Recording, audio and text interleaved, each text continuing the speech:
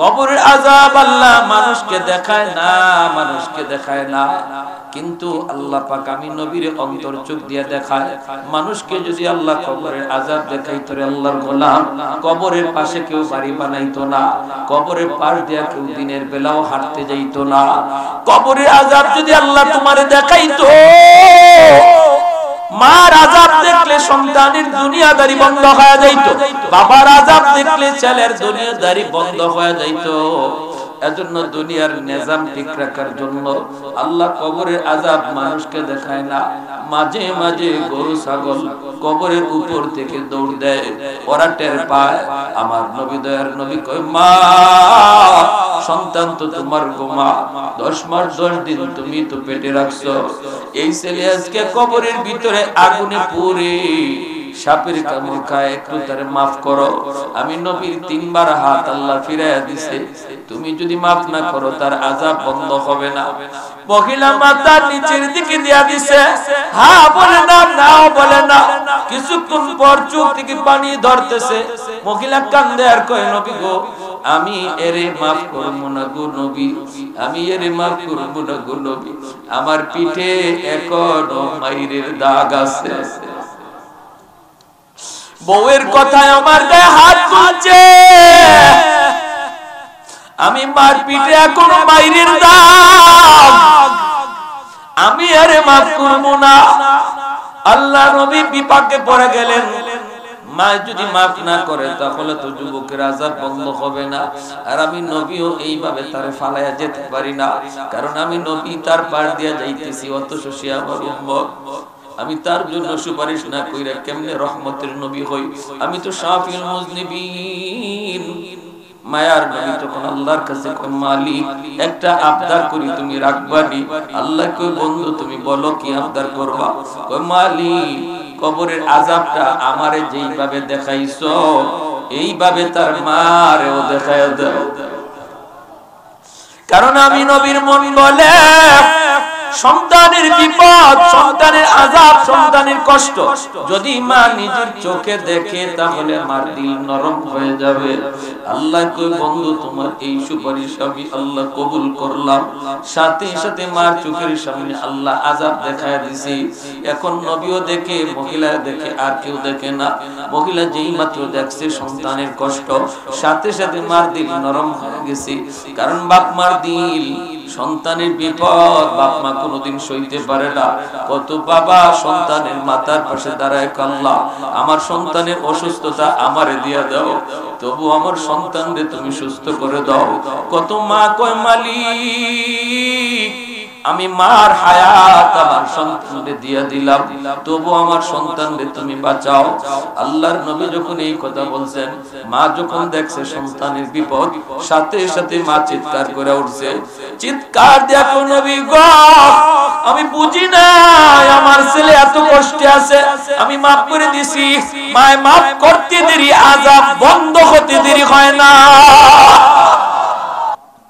ونشهد أن سيدنا وسندنا وحبيبنا ومولانا محمدا عبده ورسوله أعظم الخلق وأشرف الخلق وأحسن الخلق وأجمل الخلق وأنور الخلق وأكمل الخلق من الحسن والسدارة والولاية والحكاية والهداية هو عدوة نظمة قدوة رتبة أسوة حسنة سعد إلى سدرة المنتهى في ليلة المعراج كشف الدجى ثم دنا ثم دنا ثم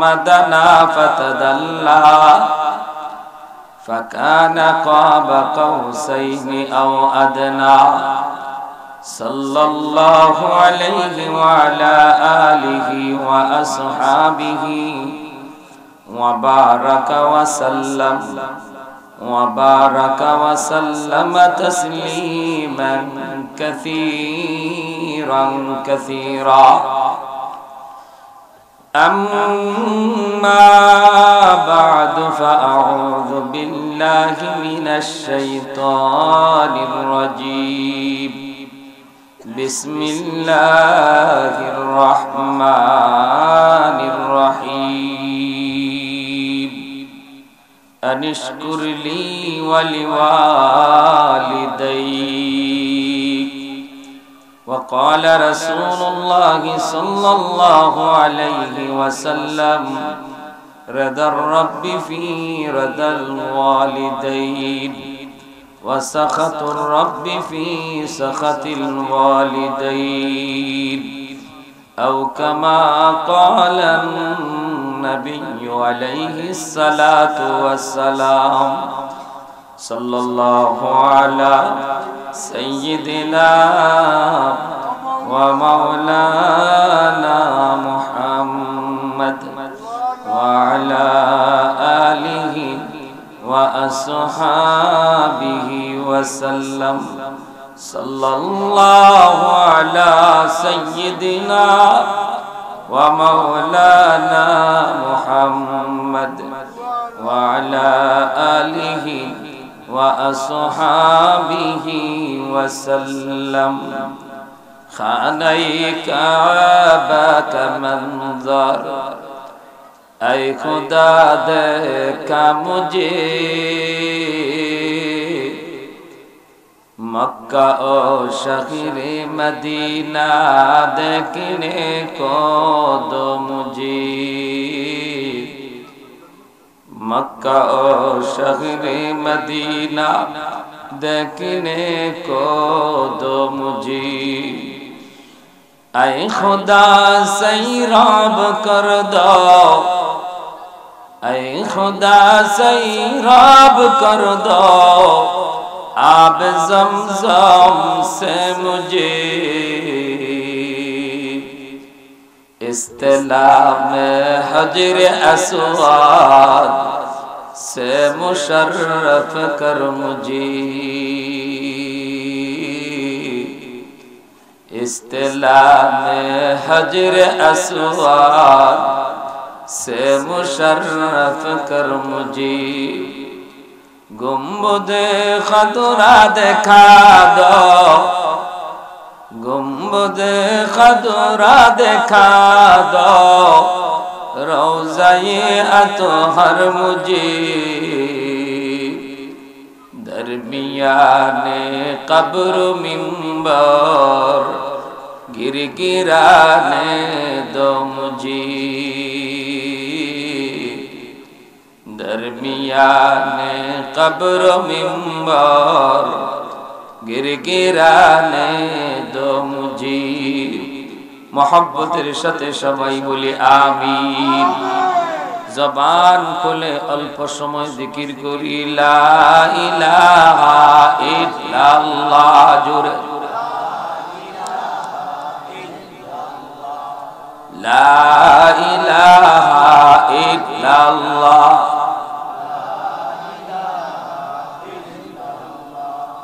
লা ইলাহা ইল্লাল্লাহ تو دل میں تو آتا ہے سمجھ میں نہیں آتا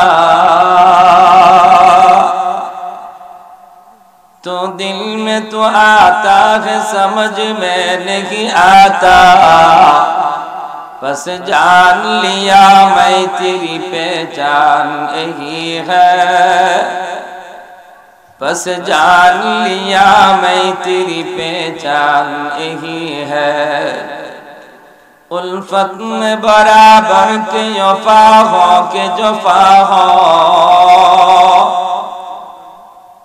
الفت میں برابر کے وفا ہو کے جفا ہو ہر چیز میں لذت ہے اگر دل میں مزہ ہو ہر چیز میں لذت ہے اگر دل میں مزہ ہو یک چشم زدن غافل ازا شاہ نباشی شاید کی نگاہی کو نداگاہ نباشی शायद की निगाही कुनदागाह नबाशी ला इलाहा इल्लल्लाह ला इलाहा इल्लल्लाह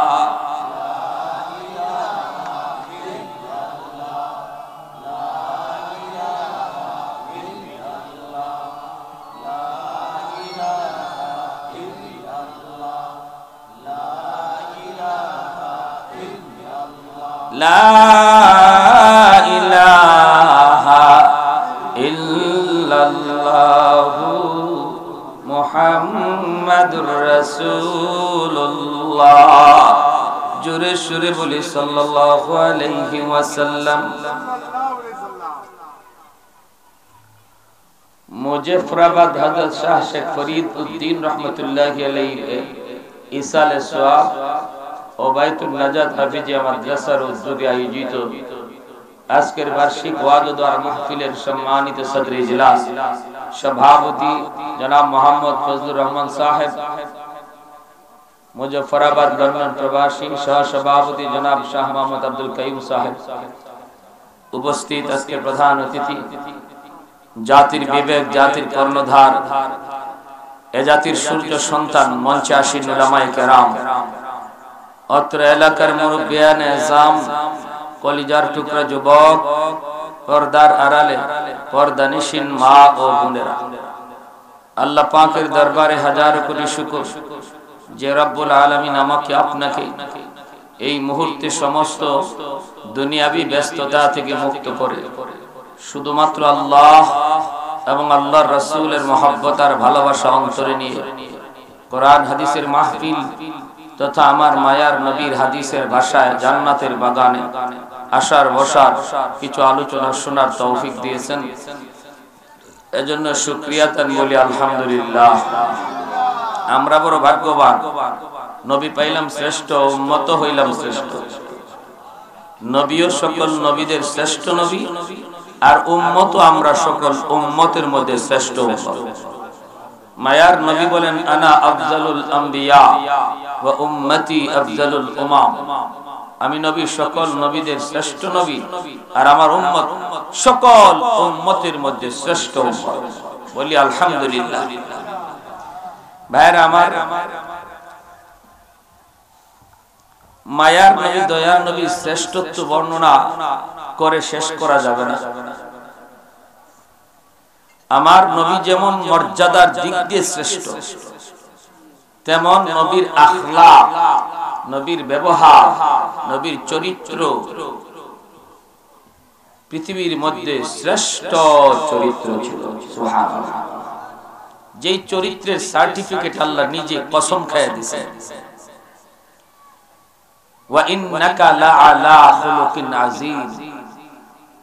আল্লাহ বলে, বন্ধু আমি তোমাকে নিশ্চয়ই সর্বোত্তম চরিত্রের অধিকারী বানিয়েছি। সুপারলেটিভ ডিগ্রি, যারা ইংরেজি গ্রামার জানেন কম বেশি বুঝবেন, সর্বোচ্চ, এর সাথে তুলনা হয় না। যেমন মর্যাদার দিক দিয়ে শ্রেষ্ঠ, আখলাকের দিক দিয়ে শ্রেষ্ঠ।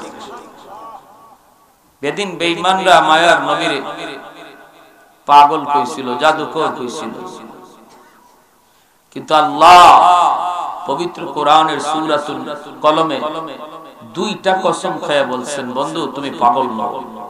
ওরা তোমার যতই পাগল হোক, আমি আল্লাহ বলি তুমি পাগল নও। নূর ওয়াল কলমি ওয়া মা ইয়াসতুরুন মা আনতা বিনিআমাতি রাব্বিকা বিমাজনুন। কলমের কসম, কলমের লিখার কসম খেয়ে বলি, তুমি হলে নিয়ামত ওয়ালা নবী এবং সর্বোচ্চ আখলাকের নবী। সুবহানাল্লাহি ওয়া বিহামদিহি সুবহানাল্লাহিল আযীম।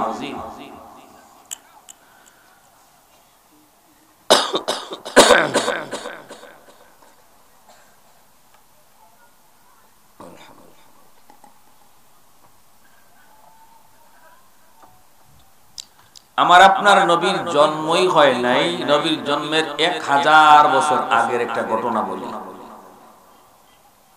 এরপরে বয়ান শুরু করব ইনশাআল্লাহ। মনোযোগ আছে তো সবার ইনশাআল্লাহ? ঘটনাটা কি? ঘটনাটা উল্লেখ করেছেন আল বিদায়া ওয়ান নিহায়া, ইসলামের ইতিহাসের নির্ভরযোগ্য একটি ইতিহাস গ্রন্থ আল বিদায়া ওয়ান নিহায়া নামক কিতাবে। ইয়ামেনের একজন বাদশা ছিল যার নাম তুবাই আউয়াল হিময়ারি। এই বাদশা খ্রিস্টান ছিলেন।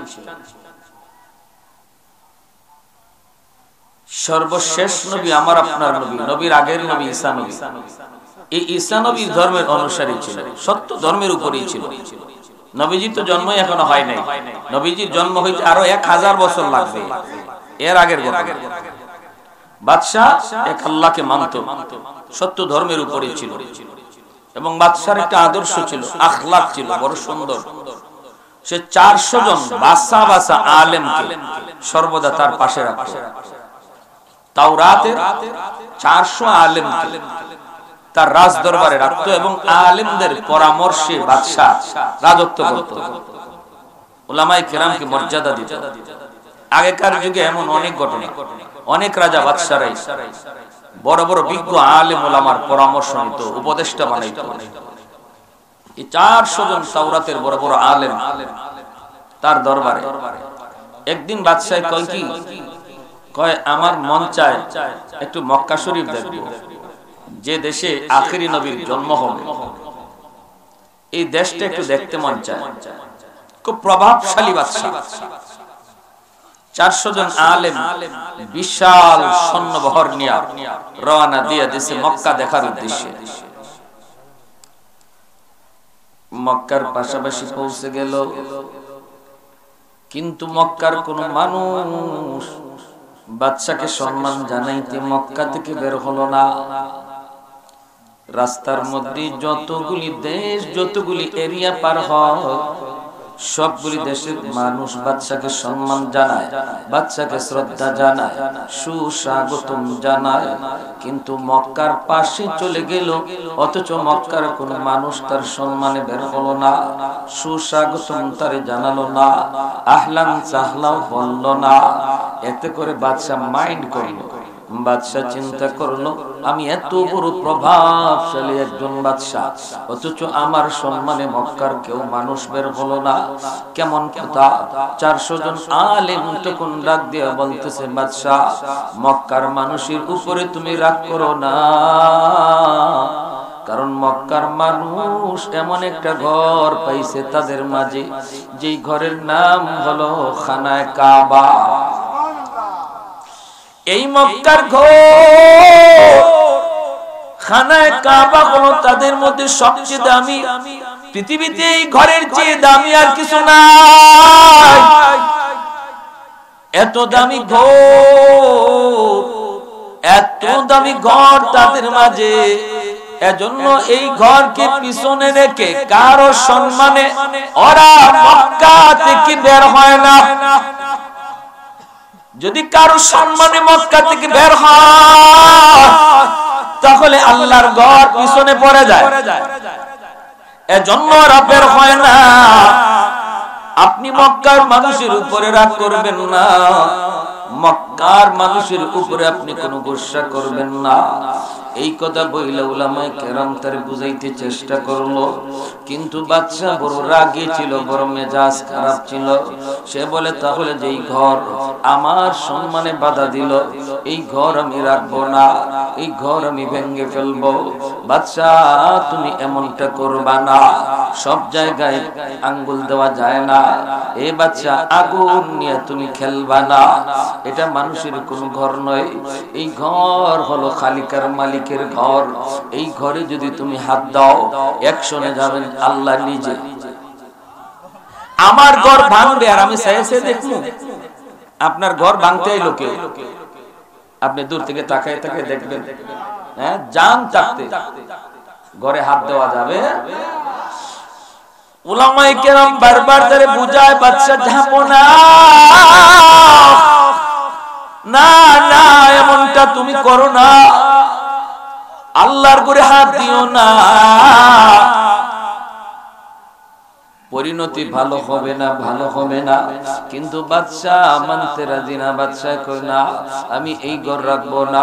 এই বইলা বাদশা আল্লাহর ঘরে হাত লাগাই দিল। খারাপ উদ্দেশ্যে যেই মাত্র হাত দেয়, আল্লাহ বসে নাই। আল্লাহ পাকের অ্যাকশন শুরু হয়ে গেল। মুহূর্তের ভিতরে সে পিছন দিকে পড়ে গেল। পড়ছে তো পড়ছে, কিন্তু এতেই শেষ না।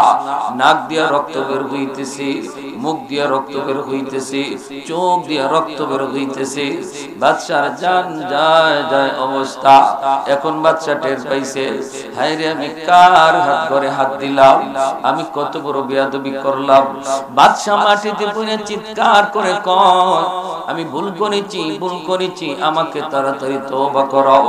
উলামায়ে কেরাম, আমি ভুল করে ফেলেছি, আমি বুঝি নাই এই ঘর কত দামি ঘর, আমাকে তোমরা তাড়াতাড়ি বাঁচাও।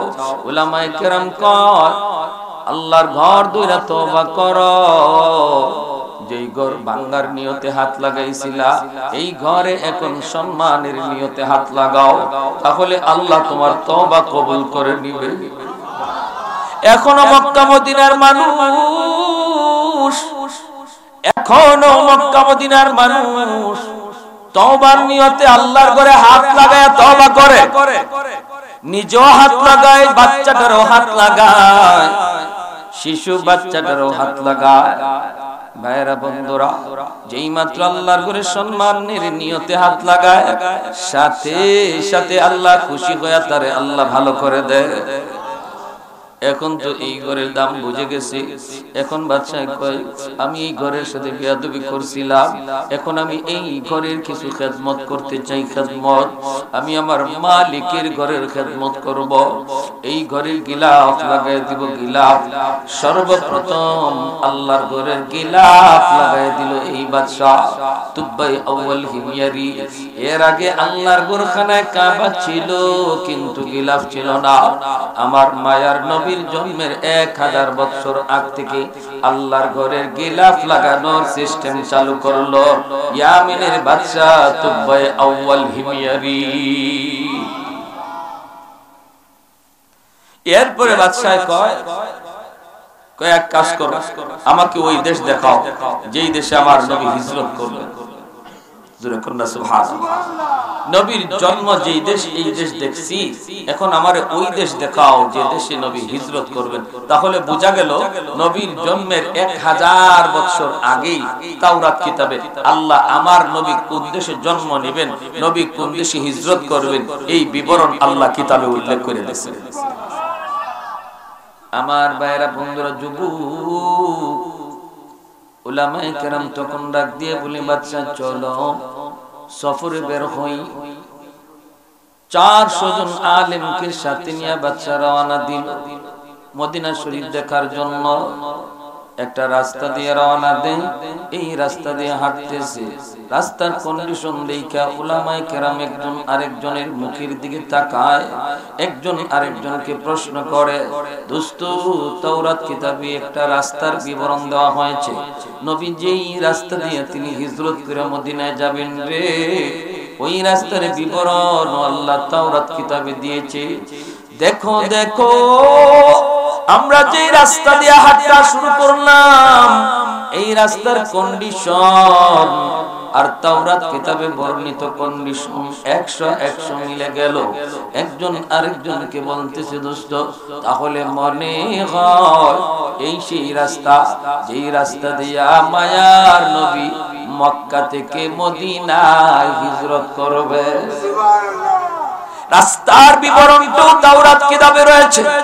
তাওরাত কিতাবে আমার নবী রহমতের নবীর হিজরতের রাস্তার বিবরণ আল্লাহ পাক তাওরাত কিতাবে উল্লেখ করেছেন। হাঁটতে হাঁটতে তারা মদিনার এলাকায় পৌঁছে গেল। তখন তো মদিনায় কোনো ঘর নাই, মদিনায় কোনো বাড়ি নাই। কন্ডিশন দেখতেছে, ফলো করতেছে, একজন আরেকজনকে বলতেছে, দোস্ত আবহাওয়ার দিকে একটু লক্ষ্য করো, শহরের কন্ডিশন, জায়গার কন্ডিশনের দিকে একটু লক্ষ্য করে তাকাও, মদিনা নগরী কেমন হবে। তার ডান দিক বাম দিক কেমন হবে, উত্তর পশ্চিম দক্ষিণ কেমন হবে, তাওরাত কিতাবের ভিতরে আল্লাহ উল্লেখ করেছেন। এই তো মনে হয় সেই জায়গা, যেই জায়গা তাওরাতে বর্ণনা করা হয়েছে। আবহাওয়াটার দিকে একটু নজর করো। শরীরের মধ্যে যেমন আবহাওয়া অনুভব করি, তাওরাত কিতাবে মদিনার এমনই আবহাওয়া বলা হয়েছে। দেখো না, তাকায় দেখো,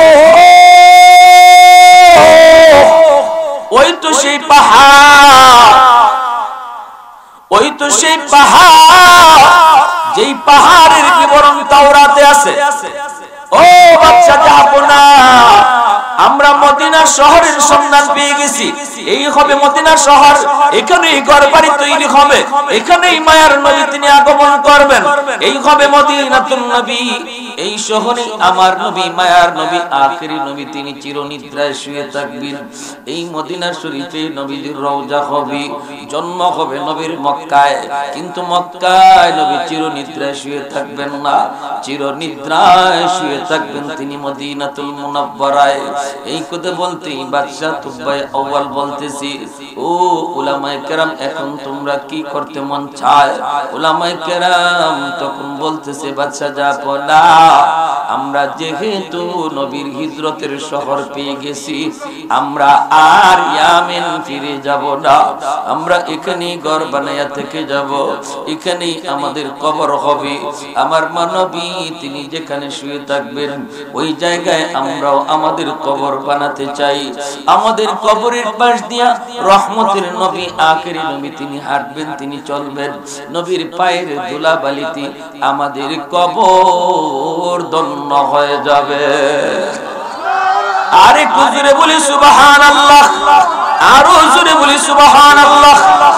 कौनैन मुख्तार खुदा तुमको बनाया, कौनैन मुख्तार खुदा तुमको बनाया, उम्मत का निगाहबान खुदा तुमको बनाया, उम्मत का निगाहबान खुदा तुमको बनाया। मौला मेरा आका मेरा रहमत की नबी है, तजदार मदीना तुम्हारे अरबी है, तजदार मदीना तुम्हारे अरबी है। अशजार ने देते हैं नबूवत के शहादत, तस्कीक कमर में है तो अंगुल की इशारा।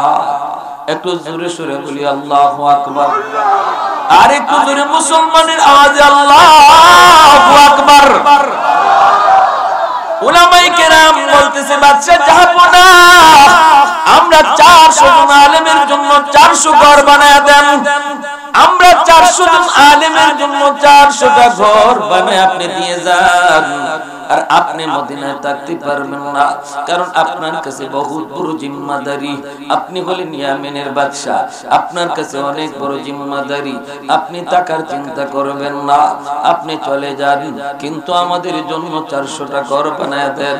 আমরা সিদ্ধান্ত নিয়েছি নবী যেখানে শুয়ে থাকবেন আমরাও সেখানে শুয়ে থাকব। বাদশা কয়, নাও 400টা ঘর বানায় দিলাম। আরেকটা ঘর বাদশা মনের মাধুরী দিয়া দামি দামি পাথর একটা ঘর সুন্দর করে বানাইতেছে। উলামায়ে কেরাম জিজ্ঞেস করে, বাদশা এই ঘর তুমি কার জন্য বানাইতেছো, কার জন্য বানাইতেছো? তুবাই আউয়াল হিমিয়ারি চোখের পানি ধরায় কামায়ার কইবা, উলামায়ে কেরাম দায়িত্ব থাকার কারণে আমি মদিনায় থাকতে পারলাম না গো, কিন্তু আমারও মন চেয়েছিল আমি মদিনায় কবর বানাবো, যেখানে আমার নবীর রওজা থাকবে। আমিও কবরটা মদিনায় বানাতে চেয়েছিলাম, কিন্তু দায়িত্ব থাকার কারণে পারি নাই। কিন্তু আমি যতদূর জেনেছি আপনাদের জবান থেকে, তাওরাত কিতাব থেকে, রহমতের নবী যখন মদিনায় হিজরত করে আসবেন, মদিনায় তার কোনো ঘর থাকবে না, আপন বলতে কেউ থাকবে না, নবীর কোনো বাড়ি থাকবে না। আমি তুবাই আউয়াল আমার আমার নবীর জন্য নবীর জন্মের 1000 বছর আগে ঘর বানায়া গেলাম। মনের মাধুরী দিয়া করতে বানাইলো, চাবি লাগাইয়া তালা লাগাইয়া চাবি আর একটা চিঠি আমির সাহেবের হাতে দিয়া দিল। আমির সাহেবের হাতে দিয়া বলতেছে, আমির সাহেব আপনার কাছে এই চাবি আর চিঠিটা আমানত, আপনি মরার আগে নিজের সন্তানের হাতে দিয়ে যাবেন, তাকে ওসিয়ত করবেন সে যেন তার সন্তানকে বোঝায়। এইভাবে পরম্পরায় এই চিঠি আর চাবির মালিক হলেন আমার নবী, দয়ার নবী। নবীর হাতে যেন এই চিঠি আর চাবি যায় পৌঁছে। আমির সাহেবের হাতে এই চিঠি আর চাবি আমানত রাইখা বাচ্চা চোখের পানি মহিষা মহিষা মদিনা থেকে বিদায় নিয়ে চলে আসলো। এই দিকে দিন যায়, এই দিকে রাত যায়, মাস যায়, বছর যায়।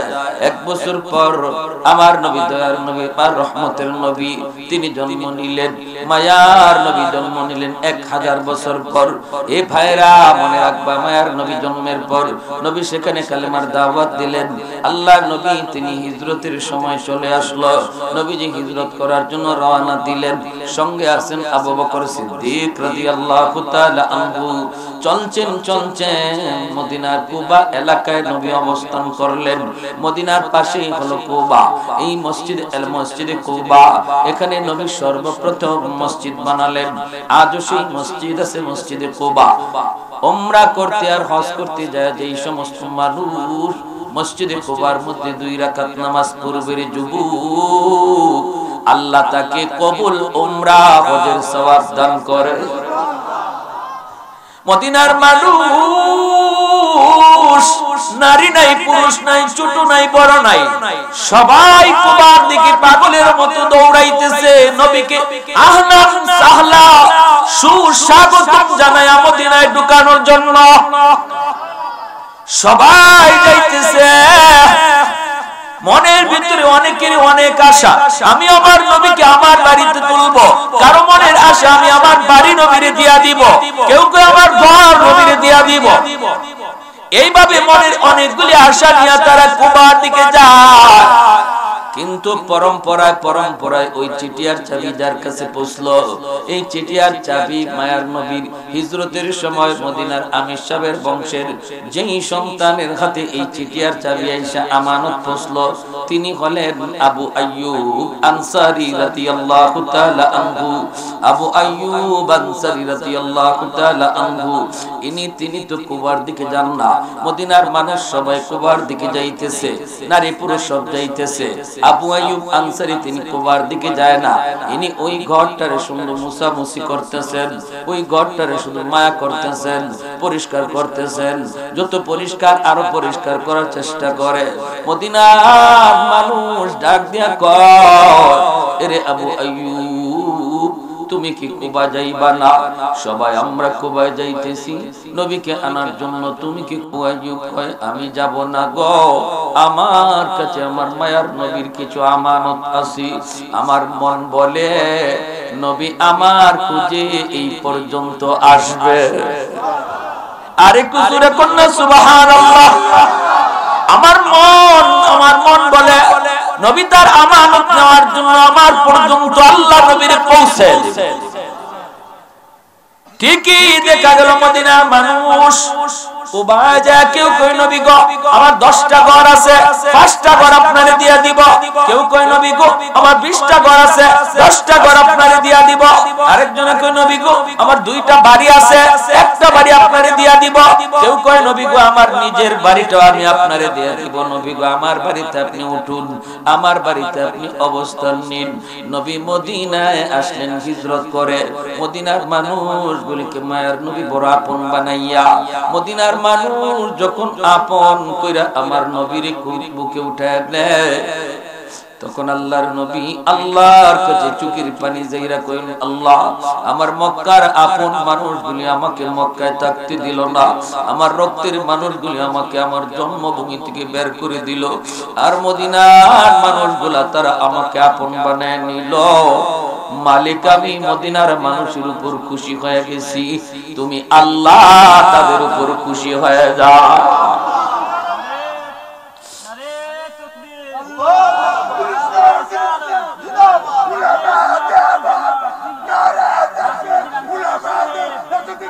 এই এরা ধরে পিছনে নাও, ধরো কে আছে তুমি উঠো, নাইলে তোমার জোর করে এখন তুমি পিছনে যাও, পিছনে যাও বলছি, পিছনে যাও। এত ভক্তি ভালো না, এটা বিয়াদবি জানো? চুপ, আর একটা কথা বলবো না, মাহফিল নষ্ট করিলি, অসুস্থ হইলে কি আমার তো মাহফিল নষ্ট হইল। এত কথা বলবো, একদম চুপ করে বসে থাকতে বললে বসো, আর নিলে আমি মাইক ছেড়ে চলে যাই।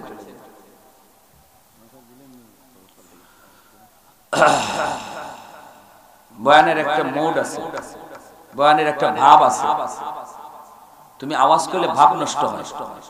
ভাব আনাটা এত সহজ কথা না, কথা চিল্লাইলি খালি ওয়াজ হয়ে যাবে।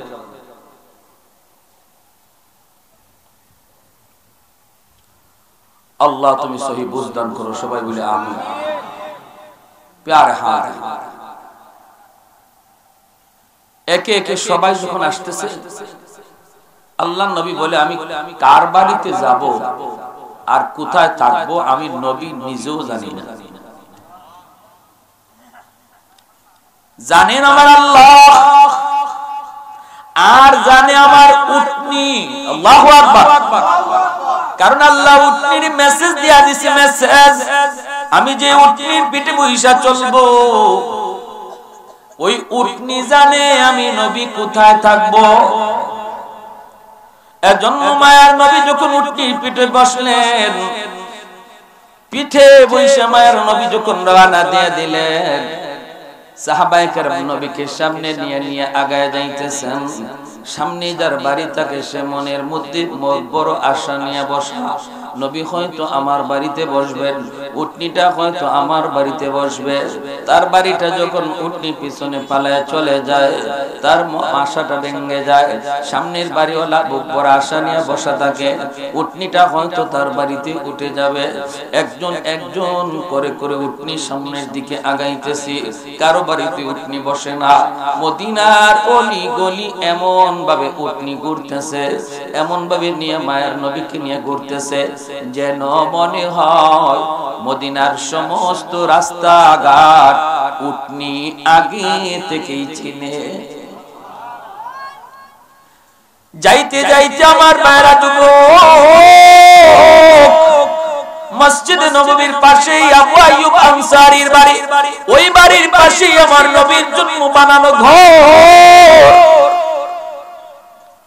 ওখানে যাইয়ে উটনিটা মায়ার নবীকে নিয়ে বসে গেল। আল্লাহ নবী উটনির পিঠ থেকে নামলেন, নাইমাই নবী বলতেছেন, কোথায় আবু আইয়ুব? আমার চিঠি আর চাবি আমার হাতে দাও। সাহাবায়ে কেরাম অবাক হয়ে গেলেন, ইয়া রাসূলুল্লাহ, কিসের চিঠি আর কিসের চাবি গো নবী? আল্লাহ নবী বলেন, এই চিঠি আর চাবি হলো আমার জন্মের 1000 বছর আগে ইয়ামেনের বাদশা তুবাই আউয়াল হিময়ারি আমি নবীর জন্ম মদিনায় আয়েশা ঘর বানায়া গেছে। সঙ্গে ছিল 400 জন আলেম, তাদের জন্য ঘর বানায়া গেছে। তাদের কবর মদিনায় হইছে। তাদের সন্তানের হাত ধরে ধরে এই চিঠি আর চাবি শেষ পর্যন্ত আবু আইয়ুব আনসারীর হাতে এসেছে। মায়ার নবী চিঠি আর চাবি হাতে নিলেন, নিয়া নবী চিঠিটা কইলা দেখেন, ওই বাদশা লেখছে, মায়ার নবী গো, ওগো নবী, আমি আপনাকে দেখি নাই, আপনার সন্ধানও পাই নাই, কিন্তু আপনার জন্মভূমি মক্কা দেখেছি, আমি আপনার হিজরতের দেশ মদিনাও দেখেছি। ওগো নবী,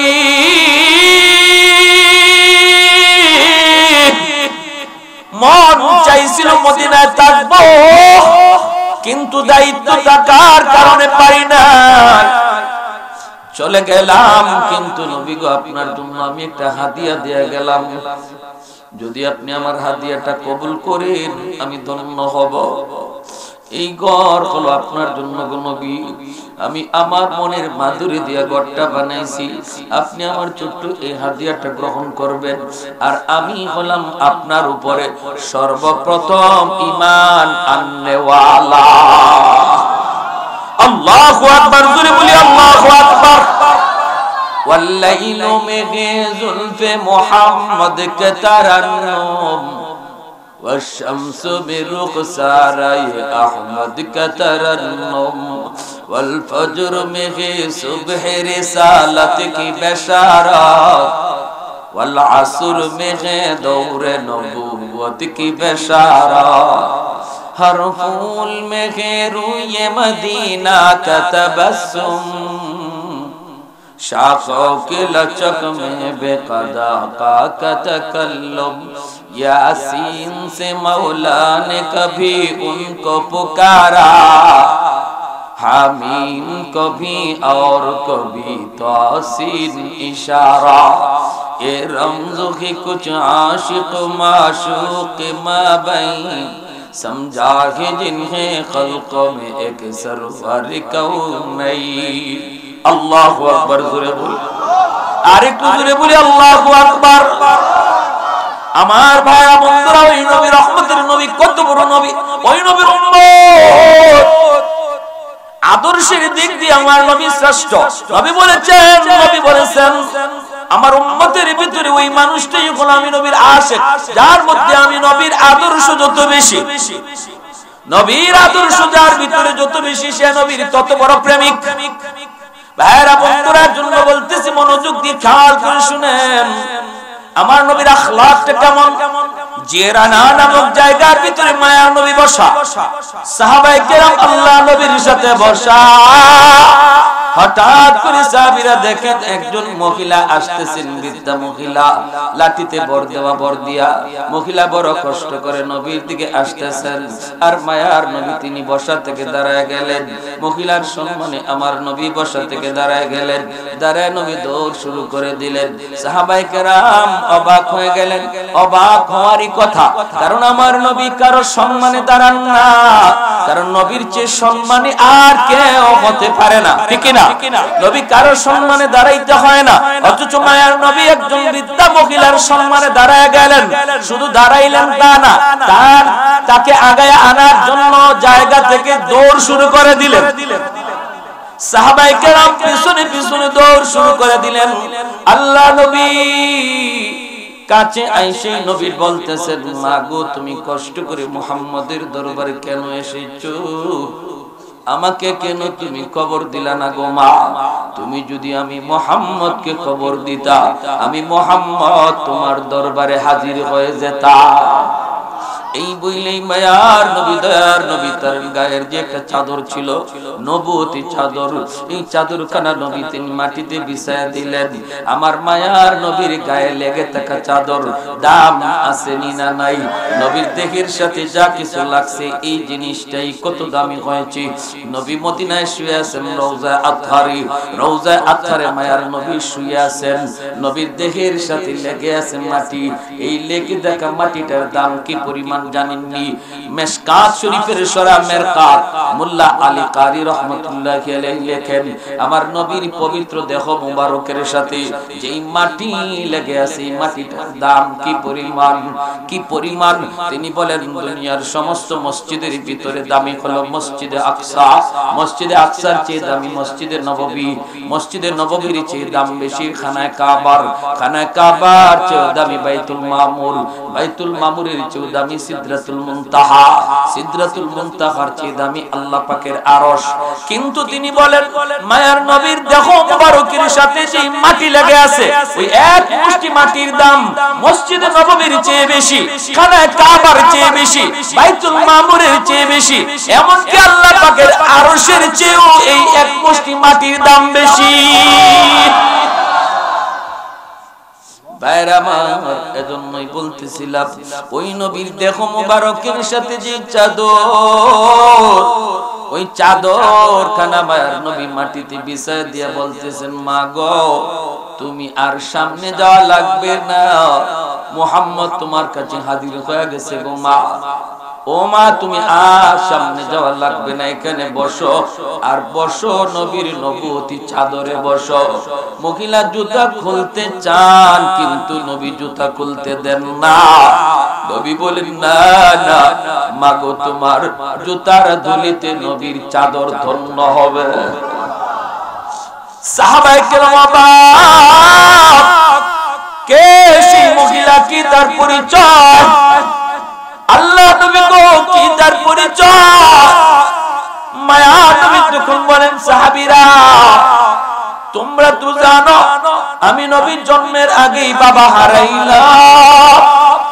বাবার আদর কেমন আমি নবী তা জানি না। আব্বু ডাকের ভিতরে কত মজা আমি নবীতে বুঝি না, নবীতে বুঝি না।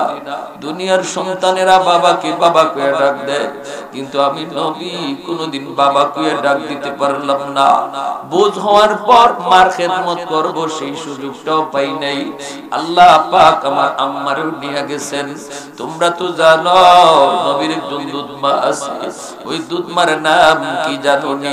সাহাবীরা কই, নবী গো আপনার দুধমার নাম হালিমা সাদিয়া। আল্লাহর নবী চুকের পানি মুছেন আর কোন সাহাবীরা রে, শুধু নাম শুনেছো, নাম শুনেছো, কোনদিন দেখো নাই, আজকে ভালো করে দেখে নাও। নবীর নবতী চাদরে যিনি বসছেন ইনি আর কেউ নন, ইনি হলেন নবীর দুধমা, যার নাম হালিমা সাদিয়া। আমার নবী রহমতের নবী, তিনি আদর্শ রেখে গেলেন, উম্মত যদি তুমি সন্তান হও মার খেদমত কিভাবে করবা? তুমি যদি সন্তান হও বাবার খেদমত কেমনে করবা? বাবার সম্মান তুমি কেমনে করবা? আমি নবী নিজের মা পাই নাই, দুধ মার সম্মানটা কেমনে করছি একটু শিখো। যদি নবীর নবী কও, যদি নিজের উম্মত কও, তাহলে আমি নবীর আদর্শ মতো চলো। এজন্যই তোমার নবী দয়ার নবী কই, রাদাল রাব্বি ফি রাদাল ওয়ালিদাইন ওয়া সাকাতুর রাব্বি ফি সাকাতিল ওয়ালিদাইন। নবী বলেন, যেই সন্তানের উপরে তার বাপ মা রাজি, আল্লাহ তার উপর রাজি। যেই সন্তানের উপরে তার বাপ মা নারাজ, আল্লাহ তার উপরে নারাজ। আল্লাহরে আর রাজি করাতে পারবে না। যদি বাপ মারে নারাজ করার কারণে আল্লাহ নারাজ হয়, এইবার আল্লাহরে ডাইরেক্ট রাজি করানোর আর কোনো সুরত নাই। নামাজ পড়িও আল্লাহকে রাজি করানো যাবে না, হজ কইরো আল্লাহকে রাজি করানো যাবে না, লক্ষ লক্ষ টাকা দান কইরো আল্লাহকে রাজি করানো যাবে না। আল্লাহর নবী বলেন, যদি কোনো সন্তান বাপ মারে নারাজ করে, সাথে সাথে আল্লাহ তার উপর নারাজ হয়ে যায়। এইবার সে ডাইরেক্ট আল্লাহকে রাজি করাইবার আর কোন সুরত নাই, বাপ মারে রাজি করানো ছাড়া। যদি বাপ মারে আবার রাজি করায়, বাপ মারে খুশ করে, তখন আল্লাহ খুশ হবে। এছাড়া বিকল্প কোন পথে আল্লাহরে আর খুশ করা যায় না। জ্বলন্ত একটা ঘটনা হলো, মায়ার নবী মদিনার কবর জান্নাতুল বাকির পাশ দিয়া নবী যাইতেছেন। হঠাৎ করে নবী অন্তর চোখ দিয়ে দেখেন জান্নাতুল বাকির ভিতরে একটা যুবক কবরের মধ্যে আযাব ভোগ করতেছে, আর মা মা করে চিৎকার করে কাঁদতেছে, আগুনে পুড়তেছে আর সাপের কামড় খায়, মা মা করে চিৎকার করে কাঁদে। আল্লাহর নবী রহমতের নবী সাহাবায়ে কেরামদেরকে বলেন, সাহাবীরা রে, এখানে একটু তোমরা থামো। এই কবরের ভিতরে একটা যুবক জাহান্নামের আযাব ভোগ করতেছে। আমি নবী যদি পাশ দিয়া চলে যাই, তার জন্য যদি একটু সুপারিশ না করি, তাহলে তো রহমতের নবী হলাম কেমনে? আমি একটু তার জন্য আল্লাহর কাছে সুপারিশ করব, তোমরা আমার সাথে আমিন আমিন বলবা। মায়ার নবী দয়ার নবী হাত উঠায় দিয়েছেন, সাহাবায়ে কেরাম নবীর সাথে তারাও হাত উঠায় দিয়েছেন। এইবার আল্লাহর নবী, আল্লাহ তুমি তো আমাকে রহমতের নবী বলেছো, রহমতের নবী কবরের পাশ দিয়া যাবে আর কবরের মধ্যে আযাব চলবে, এটা হয় না, হয় না মালিক, হয় না মালিক, তুমি দয়া করে তার কবরের আযাব বন্ধ করে দাও। সাহাবায়ে কেরাম সাথে সাথে আমিন বললেন, কিন্তু যুবকের আযাব বন্ধ হয় না। মায়ার নবী যেখানে দোয়া করতে দেরি, কবুল হতে দেরি হয় না, এখানে আল্লাহর নবী দোয়া করলেন, দোয়া কবুল হলো না। আবারও মায়ার নবী তিনি হাত বাড়াইলেন, সাহাবায়ে কেরাম আবারও তারা আমিন বললেন। এখনো আযাব বন্ধ হলো না। আবার মায়ার নবী হাত বাড়াইছেন, সাহাবীরা আবার আমিন বলছেন, এখনো তার আযাব বন্ধ হয় না। এইবার আল্লাহর নবী জানতে চান, আল্লাহ ঘটনা কি বুঝি নাই গো মালিক, আমার হাতের দাম কি তোমার দরবারে কমে গেছে গো মালিক? কোথায় জানি আমি নবী ভুল করে ফেলেছি। আল্লাহ কয় না বন্ধু, তুমি ভুল করো নাই, তোমার হাতের দামও কমে নাই, গন্ডগোল হলো অন্য জায়গায়। এই যুবকের মা এখনো দুনিয়ায় জীবিত, মার কলিজায় ভীষণ ব্যথা, মারে আঘাত করছে, মারে মারছে, অথচ মাপ নেয় নাই, মার কাছ থেকে মাপ নেয় নাই। মা কলিজায় ব্যথা, ব্যথার জায়গায় রয়ে গেছি। এজন্য বন্ধু আমি আল্লাহ সিদ্ধান্ত নিয়েছি, যতক্ষণ পর্যন্ত তার মা অন্তর থেকে তারে মাফ না দিবে, আমি আল্লাহ তোমার দোয়াও কবুল করব না। তাহলে কোন দেখি মারে কামড়াইয়া, বাবারে কামড়াইয়া আব্দুল কাদের জিলানীরে ঘরে আইনা দাওয়াত খাওয়াইলো লাভ হইব? বাবার কলিজায় ব্যথা দিয়া পিসাবরে মুরগির রান খাওয়াইলো লাভ হবে না? যেখানে আমার নবীর হাত আল্লাহ ফিরায়া দেয়, সেখানে আব্দুল কাদের জিলানী, মঈনুদ্দিন চিশতি উনার আবার কি নবীর দোয়া যেখানে ফিরে যায়। অতএব বাপ মারে খুশি কইরা আল্লাহরে খুশি করতে হবে, ঠিক কি না? মা যদি খুশি, বাবা যদি খুশি, আল্লাহ তার উপর খুশি হয় রে যুবক। এজন্য বলি যুবক, কারে তুমি কাঁদাইতেছো, কার পিঠে তুমি হাত উঠাইতেছো, কারে তুমি বকা দিতেছো, কার দিকে চোখ লাল করে তুমি তাকাইতেছো? মায়ার নবী তখন বলেন, সাহাবীরা দৌড়ায় যাও, তার মারে যায় খবর দাও, আমি নবীর সালাম জানাও, আমি নবীর সালাম জানাও। সাহাবীরা দৌড়ায় গেলেন তার মায়ের কাছে, যাইয়া তার মাকে খবর দিলেন। মহিলা আসলে পরে নবী বলেন, মা গো, কবরটা তুমি চিনো নি, একটু দেখো। মহিলায় কয়, চিনছি গো নবী, এটা তো আমার সন্তানের কবর। আল্লাহর নবী বলেন, তোমার সন্তান বুঝি তোমাকে ভীষণ কষ্ট দিয়েছে, এজন্য তোমার কলিজায় অনেক ব্যথা। তোমার ছেলে কবরের ভিতরে আযাব ভোগ করে। কবরের আযাব আল্লাহ মানুষকে দেখায় না, মানুষকে দেখায় না, কিন্তু আল্লাহ পাক আমি নবীর অন্তর চোখ দিয়ে দেখায়। মানুষকে যদি আল্লাহ কবরের আযাব দেখাইতো রে আল্লাহর গোলাম, কবরের পাশে কেউ বাড়ি বানাইতো না, কবরের পাশ দিয়ে কেউ দিনের বেলাও হাঁটতে যাইতো না। কবরের আযাব যদি আল্লাহ তোমারে দেখাইতো, মার আযাব দেখলে সন্তানের দুনিয়াদারি বন্ধ হয়ে যাইতো, বাবার আযাব দেখলে ছেলের দুনিয়াদারি বন্ধ হয়ে যাইতো। এজন্য দুনিয়ার নিজাম ঠিক রাখার জন্য আল্লাহ কবরের আযাব মানুষকে দেখায় না। মাঝে মাঝে গরু ছাগল কবরের উপর থেকে দৌড় দেয়, ওরা টের পায়।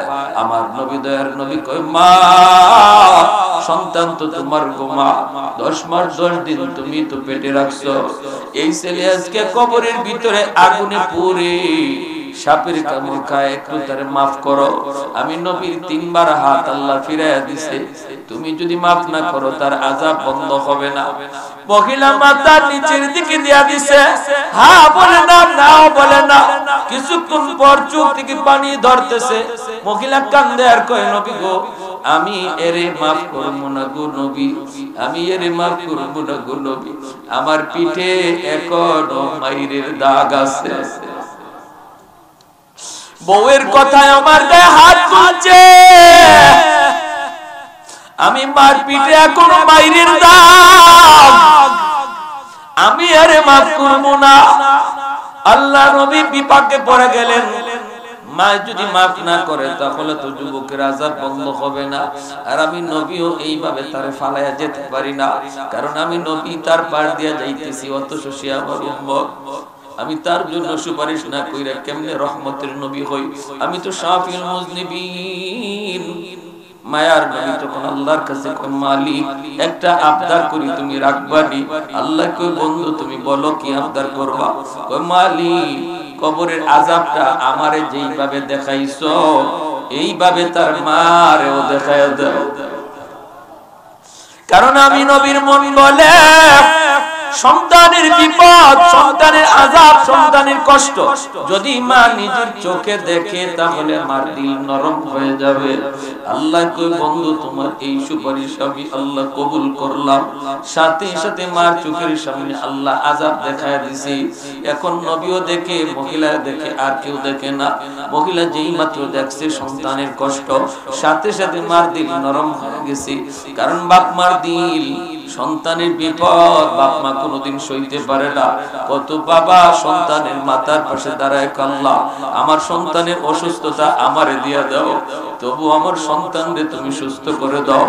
কত মা কয় মালিক আমি মার হায়াত আমার সন্তানরে দিয়া দিলাম, তবু আমার সন্তানরে তুমি বাঁচাও। আল্লাহর নবী যখন এই কথা বলছেন, মা যখন দেখছে সন্তানের বিপদ, সাথে সাথে মা চিৎকার করে উঠছে। চিৎকার দেখো নবী গো, আমি বুঝি না আমার ছেলে এত কষ্টে আছে, আমি মাফ করে দিছি। মায় মাফ করতে দেরি, আযাব বন্ধ হতে দেরি হয় না।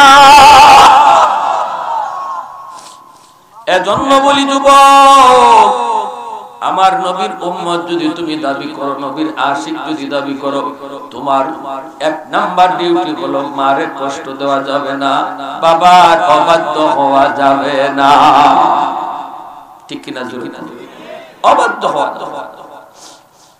যেই ছেলে মার সেবা করে, যেই ছেলে বাবার সেবা করে, যেই ছেলে মুরব্বিদের শ্রদ্ধা করে, যেই ছেলে যৌবনে নামাজ পড়ে, যেই ছেলে যৌবনে কোরআনের মাহফিল করে, যেই যুবক যৌবনে আল্লাহর গোলামি করে, ওই যুবকের ইবাদতের উসিলায় আল্লাহ পাক জমিন টিকায় রাখছে। যেরকম সুবহানাল্লাহ, আল্লাহ পাক রব্বুল আলামিনের কাছে প্রতিদিন জমিন আবদার করে, মালিক অনুমতি দাও আমি জমিন ধ্বংস করে দিই। আর কতকাল এই রকম গুনাহ দেখব, আর কতকাল আমি জমিন এই অপরাধ দেখব। ও মালিক আর কত জুলুম দেখব, আমি জমিনের উপরে যা চলছে আমার দেখতে আর ভালো লাগে না। আসবিরু ইলা মাতা আসবিরু, আমি জমিন আর কতকাল সইব। আল্লাহ পাক রব্বুল আলামিন ধমক দেয়, রে জমিন, এ জমিন থাম থাম, আমার বান্দাদের ব্যাপারে তুমি জানো না, আমি আল্লাহ আসমান বানাইলাম কুন ফায়াকুন বইলা, জমিন আল্লাহ বানাইছেন কুন ফায়াকুন বইলা, ফেরেশতা আল্লাহ বানাইছেন কুন ফায়াকুন বইলা, কিন্তু আমারে আপনারে আল্লাহ পাক কোন ফায়াকুন বইলা বানায় নাই। আল্লাহ পাক মানুষ বানাইছে খালাকতু বিয়াদাইয়া, আল্লাহ বলে আমি আমার হাত দিয়া বান্দা বান্দিরে বানাইছি। কারণ এই চেহারার ভিতরে এত দামি কপাল, ওই কপাল দিয়ে বান্দা আমার কুদরতি কদমে সাজদা দিবে। এই কপালটার এত দাম, এই কপাল ফেরেশতাদের হাতে বানাইলে হয় না, এই কপাল কুন ফায়াকুন বললে হয় না, এই কপাল আমি আল্লাহ নিজের হাতে বানাইছি। আল্লাহু আকবার। এ জমিন জাননি, জমিনে এখনো 4টে শ্রেণী আছে, এর ভিতরে একটা হলো এখনো জমিনে কিছু যুবক আছে, যুবক যৌবনে পাগলামি করে না, যৌবনে হারাম প্রেম ভালোবাসার দিকে যায় না, যৌবনে তার কলিজার ভিতরে আমি আল্লাহর প্রেম আমার নবীর প্রেম জমায়ে রাখে, যৌবনে তার মাথায় টুপি পাওয়া যায়, যৌবনে তার মুখে দাড়ি দেখা যায়, যৌবনে সে বাপ মার সেবা করে, যৌবনে সে মসজিদে নামাজে যায়, যৌবনে সে হালাল পথে চলে, হারাম থেকে বাঁচে। ওই যুবক, যে যুবকের যৌবনে পাগলামি করার কথা ছিল, গান বাজনা করার কথা ছিল, নাচ গানের আয়োজন করার কথা ছিল, যুবক যৌবনের পাগলা করার লাগাম টাইনা ধরছি, ওই যুবকের কলিজার দিকে যখন আমি আল্লাহ তাকাই, এই জমিনের প্রতি আমার মায়া লেগে যায়। এজন্য আল্লাহ নবী রহমতুল নবী বলেন, হাদিসে কুদসি আল্লাহ পাক বলেন, জমিন এখনো জমিনের ভিতরে 4টা শ্রেণী আছে, যাদের কারণে আমি আল্লাহ জমিন টিকায় রাখলাম। লাউলা মাশাইখু রুক্কা ওয়াশ-শাবাবু খুশশা ওয়াল আতফালু রুদ্দা ওয়াল আনআমু রুদ্দা লাজাআলতুস সামাআ হাদিদা ওয়াল আরদা খাফসাফা ওয়াত তুরাবা রামাদা ওয়ামা আনজালতু মিনাস সামাই কাতরা ওয়ামা আনবাতু মিনাল আরদি নাবাতা বাল আনজালতু আলাইকুমুল আযাবা সাব্বা। আল্লাহ পাক রব্বুল আলামিন বলেন, এর জমিন এখনো তোমরা জানো না, তোমরা যতদূর জানো আমি আল্লাহ এর চেয়ে বেশি জানি। আমি আল্লাহ দেখি জমিনের ভিতরে কেমন অন্যায় হয়, কেমন অত্যাচার হয়, কেমন জুলুম হয়, কেমন গুনার আয়োজন চলে, সবকিছু আমি আল্লাহ দেখি। কিন্তু এরপরও কেন ধরি না জানোনি? জমিনের ভিতরে এক শ্রেণী হলো বিদ্যুৎ বান্দা বান্দি, চুল দাড়ি তাদের সাদা হয়ে গেছে। আমার এমনও কিছু বান্দা বান্দি আছে কোমরে তার ব্যথা, হাঁটুতে ব্যথা, নামাজ পড়তে গেলে তার কষ্ট হয়, রুকুতে গেলে কষ্ট হয়, সাজদায় গেলে কষ্ট হয়, এরপর কষ্ট করে করে আমাকে সাজদা দেয়। আমি আল্লাহ যখন দেখি কষ্ট করে করে আমার কিছু বান্দা বান্দি আমারে সাজদা দেয়, তখন এই সাজদার দিকে তাকাইলে এই জমিনের প্রতি আমার মায়া লেগে যায়। জমিনের ভিতরে এমন কিছু যুবক যৌবনে পাগলামি করে না, যৌবনে সে আমার গোলামি করে, যৌবনে ভালো পথে চলে, ইয়াবা গাঞ্জা হারাম কাজে যায় না, না না নেশার জগতে যায় না, বন্ধুদের সাথে খারাপ কাজে মগ্ন হয় না। তারে দেখা যায় মসজিদে, তারে দেখা যায় রমজানে রোজা রাখতে, তারে দেখা যায় বাপ মার সেবা করতে, তারে দেখা যায় মুরব্বিদের শ্রদ্ধা করতে। ওই যুবক গুনাহ করার সুযোগ ছিল তার, এরপরও গুনাহ করে না। বন্ধুদের সাথে চুরি করার সুযোগ ছিল, এরপরও চুরি করে না। না না, তার কলিজার ভিতরে আমি আল্লাহর ভয়। যেই যুবক কলিজায় আমি আল্লাহর ভয় নিয়ে চলে, তার কলিজার দিকে তাকাইলো জমিনের প্রতি মায়া লেগে যায়। কারণ যৌবনের চাহিদা হলো গুনাহ করা, যৌবনের চাহিদা হলো পাগলা ঘোড়া দৌড়ানো, যৌবনের চাহিদা হলো বন্ধুদের সাথে মিলে অন্যায় করা। কিন্তু এরপরও যুবক তার পাগলা ঘোড়ার লাগাম টান দিয়া ধরে, নিয়ন্ত্রণ করে রাখি। ওই যুবকগুলির দিকে তাকাইলে আমার মায়া লেগে যায়।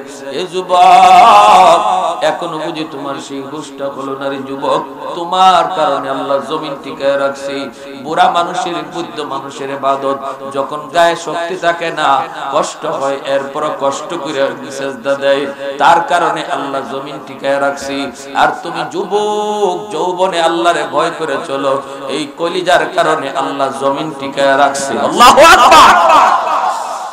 আল্লাহ কয় রে জমিন থাম থাম, আমার আর আমার বান্দা বান্দির ভিতরে তুই নাক গলাবি না। আল্লাহু আকবার।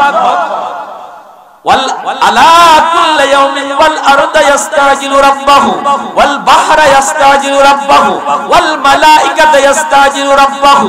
হাদিসে কুদসি আল্লাহ বলে এইরকম ভাবে জমিনে যেমন প্রতিদিন আল্লাহর কাছে আবদার করে ভূমিকম্প হওয়ার, আল্লাহ থামায় রাখে, সেমনি ভাবে সাগর মহাসাগর প্রতিদিন আল্লাহর কাছে আবদার করে, মালিক আমি সাগরের পারে যেই অন্যায় হয় আর কত আমি দেখব।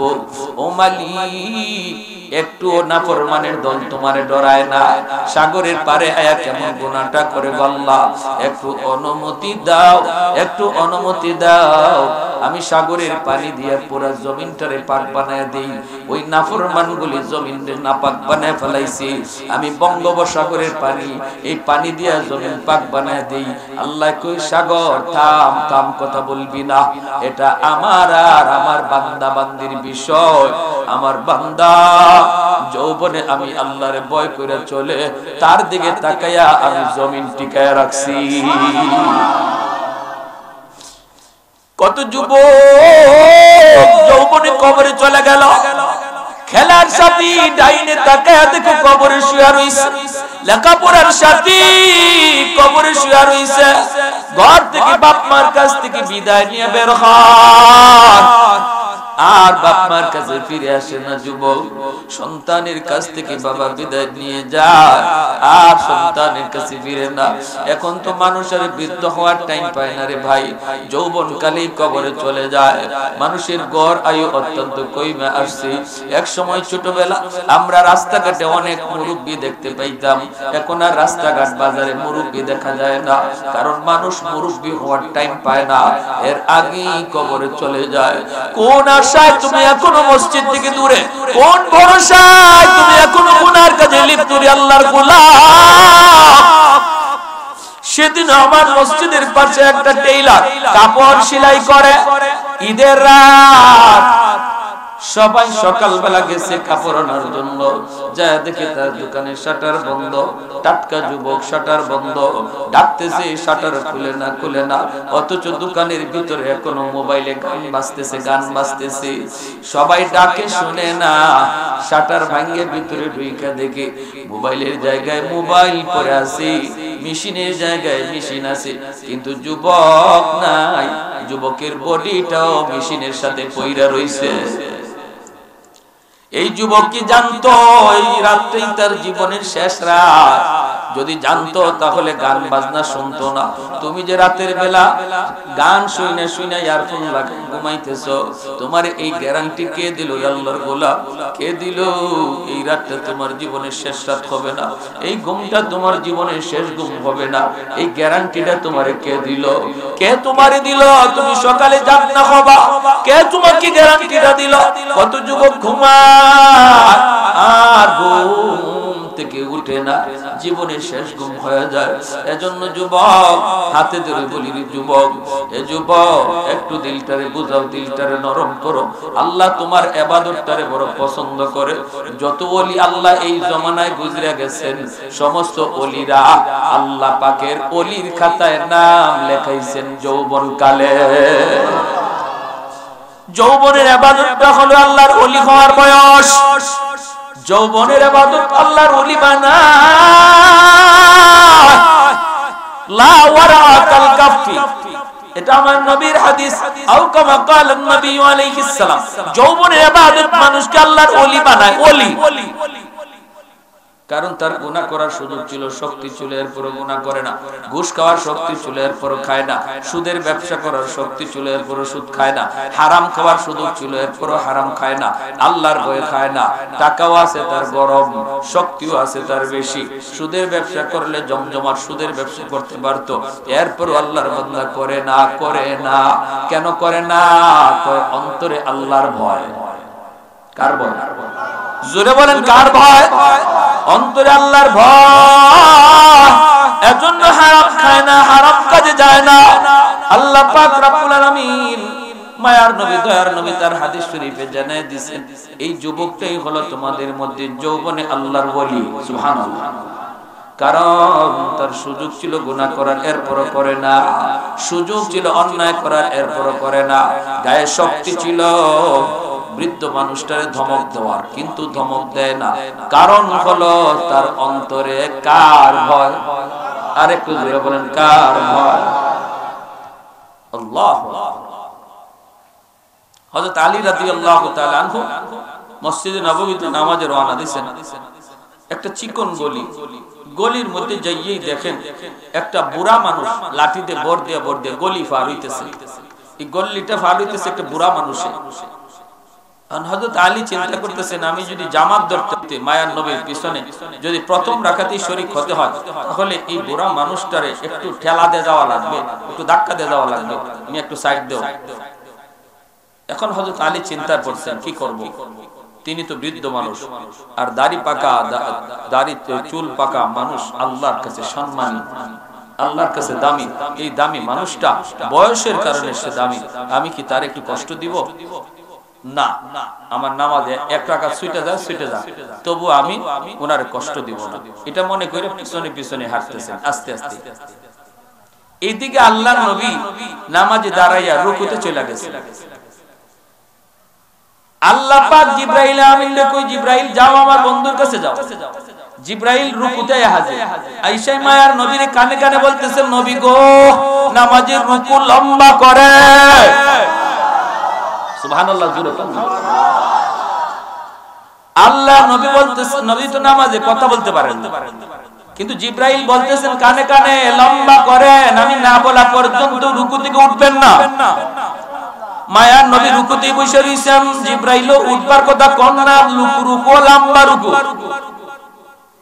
এরপরে জিবরাইল আলী রাদিয়াল্লাহু তাআলা আনহু গল্লি পার হয়ে মসজিদে ঢুইকা রুকুতে শরীক হইছেন। পরে আল্লাহ পাক রব্বুল আলামিন জিবরাইল কে জিবরাইল কও আমার বন্ধুরে মাথা তোলার জন্য। নবী রুকু থেকে মাথা উঠাইলেন, নামাজ শেষ করলেন, নামাজ শেষ করলেন, নামাজ শেষ করলেন। এরপর আল্লাহ নবী জিজ্ঞেস করলেন, ভাই জিবরাইল ঘটনা কি? বলে আপনার আলী। সুবহানাল্লাহ। মায়ার নবী কে আলী রে, এ আলী এদিকে আসো, আজ তুমি নামাজে আসতে দেরি করলা কেন? হযরত আলী কয়, নবী কই দেরি হইছে, আমি তো রুকু পাইছি। নবী কয়, রুকু যে কেমনে পাইছো তোমার তো হুঁশ নাই। রুকু যে কেমনে পাইছো এই খবর তোমার আছে না? বলে ইয়া রাসূলুল্লাহ কি হইছে? বলে আমারে জিবরাইল রুকুতে আয়া কয় মাথা তুলতাম না। কয় মাথা তুললেন না? আলী নামাজে শরীক না হওয়া পর্যন্ত মাথা তুললেন না। আমি তো নামাজের ভিতরে আর বাড়তি কথা কইতাম পারি না, এটা কি অবস্থা? আলীর লাগি রুকু আল্লাহ আমার লম্বা করে দিছে। কি রে আলী কি হইছে কও তো? আজকে বহুত লম্বা রুকু করছি তোমার জন্য। এমনি আলী টের পাইছে, ওরে আল্লাহ ঘটনা কই ফোন তো গেছে। আলী কই, ইয়া রাসূলুল্লাহ বের হইছি আমি সঠিক টাইমে জামাত ধরার জন্য। ঘটনা হলো একজন বৃদ্ধ মানুষ তার সম্মান জানাইতে যায়, আমার একটু দেরি হয়ে গেছে গো নবী। আল্লাহ নবী তখন বলতেছেন, আলী রে এই বুড়া মানুষটাকে তুমি তারে চিনছনি? হযরত আলী কয়, নবী গো গল্লি পার হওয়ার পর আমি চার তাকায় দেখি লোকটা মুসলমান না, সে হলো একজন ইহুদি, কিন্তু চুল দাড়ি তার সাদা। আল্লাহ পাক রব্বুল আলামিন ইহুদি হওয়ার পরও তার চুল দাড়ি সাদা হওয়ার কারণে তারে ইজ্জত করে আল্লাহ এত খুশি হইছে। আল্লাহ পাক তার হাবিবকে রুকু লম্বা করতে বলছে। নবী এবার চোখের পানি ছেড়ে কয়, উম্মতের দল তোমাদের চুল দাড়ি যদি সাদা হয় আর যদি তোমরা ঈমানওয়ালা হও, বলো আল্লাহর কাছে তোমাদের কি দাম? একটু বেঈমান চুলদারি সাদা হওয়ার কারণে আল্লাহর কাছে এত দামি হয়ে গেল, তারে সম্মান দিতে যাইয়া সম্মান দেওয়ার কারণে আলীর জন্য আল্লাহর নামাজ লম্বা করে দিয়েছে। এজন্য বলে মুরব্বিদের সাথে বেয়াদবি করবা না। আল্লাহ নবীর কাছে যুবক এই প্রশ্নটাই করেছিল, নবী গো আমার আম্মা কবরে, আমার আব্বা কবরে, আমি আমার আব্বা আম্মার জন্য কি করব গো নবী? আল্লাহ নবী কয় পাঁচটা কাজ কইরো, এর ভিতরে একটা কাজ হলো তোমার বাবার বয়সের যে মানুষগুলি তুমি দেখো, বাবার বয়সের মানুষ, ওদেরকে দেখলে বাবার মতো শ্রদ্ধা কইরো, তাহলে আল্লাহ পাক তোমার বাবার কবরে তোমার খেদমত পৌঁছায় দিবে। বাবা যাদের সাথে চলতো তাদেরকে দেখলে বাবার মতো শ্রদ্ধা কইরো। বাবার বয়সের মানুষের সাথে কখনো বেয়াদবি করবা না, বেয়াদবি করলে বাবা কবরে কষ্ট পায়। মা দুনিয়ায় না, ইকরামু সাদিকিহিমা মিন বাদিহিমা, মা দুনিয়ায় না, কিন্তু মার বান্ধবী আছে, মার সমবয়সের মহিলা আছে, ওদেরকে পাইলে পরে মার মতো তুমি শ্রদ্ধা কইরো। যখনই তাদেরকে মার মতো শ্রদ্ধা করবা, চাচি একটা চা খায় যান, চাচি একটা পান খায় যান। আমার আম্মা দুনিয়ায় নাই, যদি আম্মা থাকতেন তাহলে তো বাড়িতে আসতেন। আম্মা থাকতে আপনি কতবার আসছেন, চাচি একটাবার বাড়িতে আসেন না। ঈদের সময় একটা শাড়ি কিনে দিলেন, একটা শাড়ি কিনে দিলেন, সাহায্য করলেন। আল্লাহর নবী রহমতের নবী কয়, যুবক যখনই তুমি তোমার মার বান্ধবী এবং মার সমবয়সের মহিলাকে তুমি শ্রদ্ধা করবা, সম্মান দিবা, সেবা করবা, আল্লাহ তোমার মার কবরে সেবা পৌঁছায় দিবে। নারে তাকবীর, নারে রিসালাত, আহলে সুন্নাত ওয়াল জামাত, আল্লামা মুফতি নাসিরউদ্দিন আনসারী সাহেব। দুই নম্বরে নবী বলেন, সিলাতুর রাহমিল্লাতি লা তুসালু ইল্লা বিহিমা, তোমার মার যারা রক্তের মানুষ, বাবার যারা রক্তের মানুষ, নবীজির হাদিস বলতেছি, মনোযোগ দিয়ে শুনে, নবী বলতেছেন তোমার আব্বার যারা রক্তের মানুষ, মার যারা রক্তের মানুষ, ওদেরকে তুমি সম্মান কইরো, এদের খোঁজ খবর রাখো, এদের সেবা কইরো, খোঁজ খবর নিও। নবী বলেন যখনই বাবা নাই, বাবার রক্তের মানুষ হলো চাচা, বাবার রক্তের মানুষ হলো ফুফু, বাবার রক্তের মানুষ হলো চাচাতো ভাই বোন, বাবার রক্তের মানুষ হলো ফুফাতো ভাই বোন, ওদেরকে পাইলে পরে বাপ পাইলে পরে একটু খোঁজ খবর নিও, এদের প্রতি তুমি ভালো নজর রাখো। যখনই বাবার রক্তের মানুষকে তুমি সেবা করবা, তাদেরকে সাহায্য করবা, আল্লাহ বাবার কবরে তোমার খেদমত পৌঁছে দিবি। মা দুনিয়ায় নাই কিন্তু মার রক্তের মানুষ আছে, মার রক্তের মানুষ খালা, মার রক্তের মানুষ হলো মামা, খালা তো ভাই বোন, মামা তো ভাই বোন, নানা নানি, এদের খোঁজ খবর তুমি যখনই নিবা, অন্তত মোবাইলের মাধ্যমে যখন জিগাইবা মামা কেমন আছো, মামা মামি তুমি কেমন আছো, নানা কেমন আছো, নানি কেমন আছো। মায়ার নবী কইরে যুবক, যেন তুমি মায়ের কবরে ফোন লাগাইছো। সুবহানাল্লাহ। যেন মার কবরেই ফোনটা লাগাই কইতেছে আম্মা তুমি কবরে কেমন আছো। যখনই মা রক্তের মানুষের কাছে একটা ফোন দিয়ে ভালো করে জিজ্ঞেস করো, মন গড়া আমল করার দরকার নাই তো। শুনেন আমার নবী কি বলতেছেন, আমার নবী কি বলতেছেন, মৃত মানুষের জন্য আমরা কি করব। 3 নম্বরে নবী বলেন ইনফাজু আহদিহিমা মিন বাদিহিমা, তোমার বাবার কাছে যদি কোনো মানুষের কোনো পাওনা থাকে, পাওনা, এই পাওনাটা তুমি দ্রুত পরিশোধ করো। বাবা যদি কারো হক নষ্ট করে থাকে তুমি হকটা ফিরিয়ে দাও। তোমার বাবা যদি তোমার ফুফুদের হক নষ্ট করে থাকে, ফুফুদের সম্পদ দেয় নাই, বাবা যদি মারা যায় ভাই বোনের সম্পদ বন্টন করে দেয় কে? মা তুই দিয়ে ফেলে। বাপ মারা যাওয়ার পরে সম্পদের বন্টনটা করছেন কে? কোরআনে আল্লাহ করছেন। অতএব এটা মেম্বারে ভাগ করে দেওয়ার কোনো অধিকার নাই, চেয়ারম্যানে ভাগ করে দেওয়ার কোনো অধিকার নেই। এটা এক আল্লাহ নিজে সিল মাইরা দিয়েছে। সিল মারা, ছেলে কদ্দুর পাইবো, মেয়ে কদ্দুর পাইবো, হ্যাঁ বোন কদ্দুর পাইবো, ফুফুরা কদ্দুর পাইবো, আল্লাহ পাকের কোরআনে সিল মারা। এখন যদি বাবা, তোমার বাবা যদি কোনো ভুল করে থাকে, তোমার ফুফুদের অর্থাৎ তার বোনদেরকে যদি সম্পদ না দিয়ে থাকে, আর তুমি জানো এটা যে তোমার ফুফুরা ঠকছে, তোমার ফুফুদেরকে তোমার আব্বা তোমার দাদার অংশ দেয় নাই, দাদার বাড়ির অংশ দেয় নাই, জমির অংশ দেয় নাই, আল্লাহ নবী বলেন দ্রুত তাদের হক ফিরায় দাও। ফুফুরে ডাকো, ফুফাতো ভাই বোনরে ডাকো, ডাক্কা কও ফুফু আব্বা ভুল করছে, আব্বারে মাফ করে দিও, নিয়ে যাও। নবী বলে এতটুকু না কইরা বাবার নামে 40টা না 100টা গরু জবাই কইরা জিয়াফত করলো, বাপের কবরের আগুন এক জাররাও কমবে না। এত কঠিন বিষয়। গরু জবাই করে জিয়াফত করে আগে যদি বাবা কারো হক নষ্ট করে থাকে এটা তাড়াতাড়ি ফেরত দাও যদি কবরের আগুন নিভাইতে চাও। এজন্য কোন বাবা এমন করবেন না, মেয়েদেরকে ঠকানোর জন্য ছেলের নামে জমি লিখে যাইবেন। পৃথিবীর কোন শক্তি নাই আপনার কবরের আগুন নিভাইতে পারে। যদি সন্তান আপনার ছেলে যদি এটা স্বইচ্ছায় ফিরাইয়া না দেওয়া পর্যন্ত, ফিরায় না দেয়, আর আপনার মরার পরে ছেলে যেই জমি ফিরাই দিব এর তো কোনো গ্যারান্টি নাই। অতএব আপনি কেন এই আগুন লইয়া কবরে যাইতেছেন? জাহান্নামের আগুন দুনিয়ায় থাকতেই মাথায় লইয়া কবরে যাইতেছেন। যেই বাবা ছেলেদেরকে লেখা সম্পদ দিয়া যায়, মেয়েদেরকে ঠকায়, সাবধান।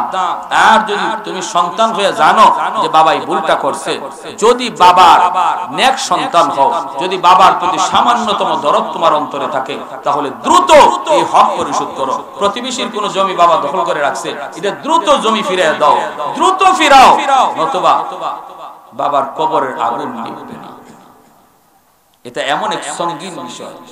এটাকেই বলে হকুল ইবাদ, এটাকেই বলে বান্দার হক, যে ব্যাপারে আল্লাহ বিন্দু পরিমাণ কোনো ছাড় দিবে না, যে ব্যাপারে আল্লাহ বিন্দু পরিমাণ একটু দরদ দেখাবে না। মেহমান নিয়ে আসেন।